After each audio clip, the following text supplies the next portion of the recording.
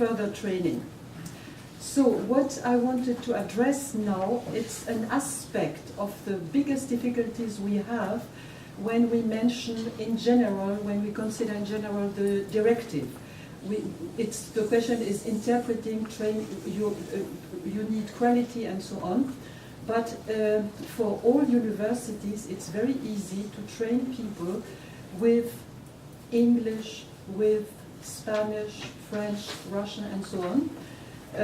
You have professors able, or trainers, tutors, and so on. It's very, very easy to find and to draft a project and a curriculum. But the main problems we encounter in legal translating and interpreting, the main problems are with languages of lesser diffusion. Of lesser diffusion, of course, in the country, because for instance, if I mention Germany, in Hamburg, Chinese is a language of lesser diffusion, whereas Turkish is not, you know. So you have to see how is it, will it be easy to train Chinese interpreters in a certain country where it may be very easy elsewhere. So this is one of the main problems, and this is, I think, a question which has to be addressed especially, and this is what I would like to try to convey to you. And in fact, it's the right to translation of essential documents, the directive, you have heard enough ad nauseam, I would say, to quote some Latin. This you know exactly, quality. And in fact, training, it means training is essential. And as early as 1986, the Bundesland of Hamburg had a law which was groundbreaking and set high standards. And in this law, and it's still valid, you have to deliver a translation exam which lasts for 5 hours in both directions, and because in Hamburg the professional associations were totally against it, it has not been possible so far to separate interpreters from translators. It means that even if you are a brilliant translator, and sometimes my heart is breaking because I see there is a difference between the two professions, even then you have to pass an exam in interpreting, and this exam in interpreting is side translating, consecutive with note-taking, 8 minutes per stroke, and simultaneous whispering interpreting. And of course, the first exam, which was organized by the Ministry of Interior in Hamburg, the first exam, they had a quote of failure at this exam of 100%. So they were shocked. And you see, in France it wouldn't be a problem, because we have, well, you notice that I'm French, I'm sure. In France, if you have 99% people who fails an exam, it means that it's high standard. But in Germany, it's not the case. You have to have at least 60% pass an exam, otherwise you are not credible. And it's where I got in touch with people from in this time, and with the University of Hamburg, we started in 1994 a course to prepare the students for this training. And after that, I was recruited, I was nominated by the University of Applied Sciences in Magdeburg, and started the same, the bachelor's curriculum in legal interpreting and translating to prepare the students for this training, and also CPD, especially for these languages of lesser diffusion. So this is the reference where you can, if you read German, you have all the information, the program and everything. And the objective of this CPD program is to provide the opportunity for candidates of diverse origins with the necessary skills to qualify as sworn interpreters and translators from and into German, and especially for languages of lesser diffusion. So just to give you an overview of the languages we train people for in the last 4 years in Hamburg, you see Albanian, Azerbaijani, Hungarian, BTS, you know what it is, Bulgarian, Latvian, etc. Thai, we also have Korean. But of course, we train highly qualified people in languages of greater diffusion. For instance, if you have somebody who is a lawyer in perfect command of English, it can be trained via this program, or Portuguese or Russian and so on. The structure, maximum, we only accept a maximum of 26 participants, and per year we only have 7 language groups at a time, otherwise it's not manageable. We have an admission test which is fairly simple. It is a written translation into B language. The course lasts for 11 months, but it is only on a weekend, which means 9 weekend seminar, 1 weekend exams, 115 hours teaching hours in class, and 300 hours self-study. The examinations is recognized by the Department of Interior of the Free and Hanseatic City of Hamburg, and you can earn 14 points of ECTS, which is quite useful because then you can, if you want to study further, you can use these points. What the written examination is, as required by the law of Hamburg, of the city of Hamburg, 5 hours of official legal document or certificate, for instance, birth certificate, death certificate, whatever. Then a text relating to criminal law, 30 lines per language.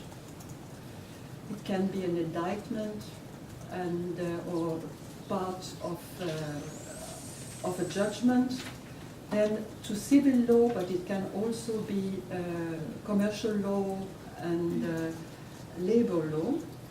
And something interesting about the cooperation with the profession, this is a parenthesis.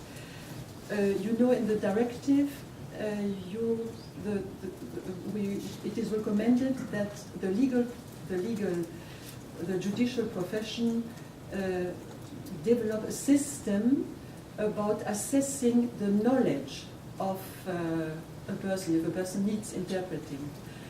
And I'm very happy that I have been asked to deliver such an assessment. And instead of having a lawyer doing so, they ask at least somebody who was able to assess the level of knowledge of a language. And it was for a labor court, because they wanted to know if the people were correctly informed in the case of election within the company.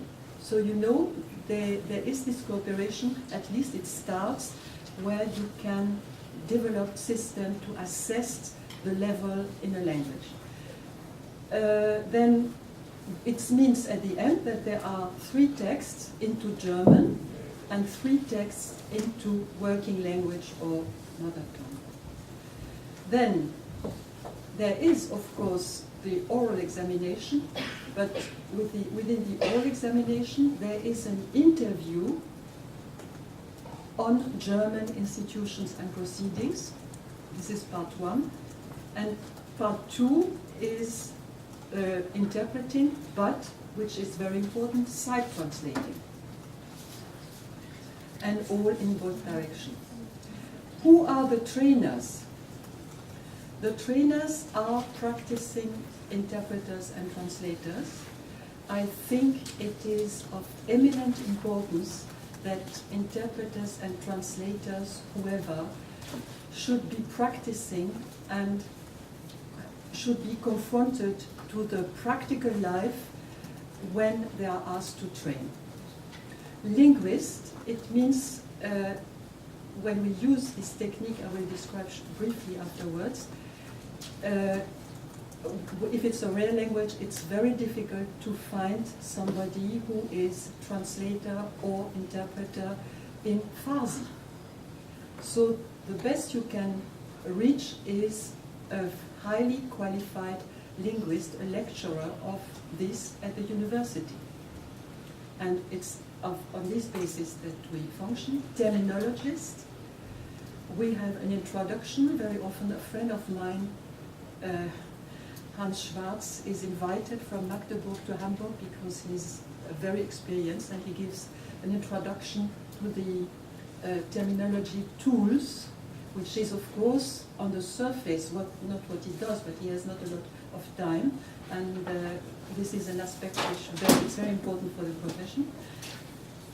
Half of the training is given by judges and legal practitioners, which has the advantage that these practicing judges and legal practitioners come to know our profession, come to see the difficulties of interpreting and translating. So then they speak for us, you know, to the rest of their professions. Police officers, of course, and technical experts. For instance, there can be doctor, there can be expert of handwriting and so on, who explain how they deliver their expert witness reports.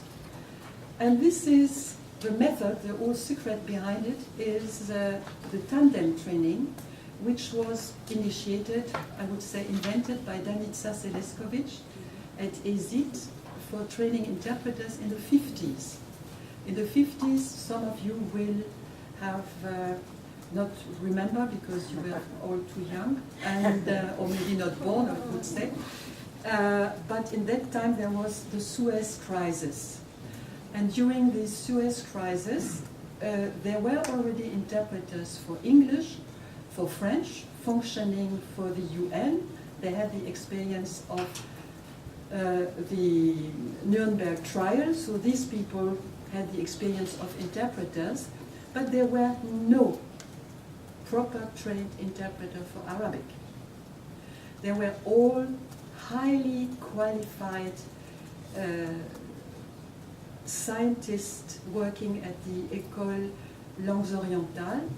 They could read everything in Arabic from the Middle Ages, but to interpret simultaneously about oil and gas problems and transport problems in the Suez Channel, you imagine they were not really fit to this aspect, and they were not in command of simultaneous, so it was a problem. And Danica Seleskovic developed a system where she had highly qualified linguists, and she and her colleagues worked together to train these people. And the same was, in fact, applied for interpreters also during the stage of the European Commission. For the new member states, for instance, I had the honor to train Finnish interpreters with not a clue about Finnish. Now I have an idea about how to say to your health, keep peace, and so on, you know. But at the beginning, we worked in tandem to train these people. And then this was continued, of course, for translation, and they were called régimes spéciaux.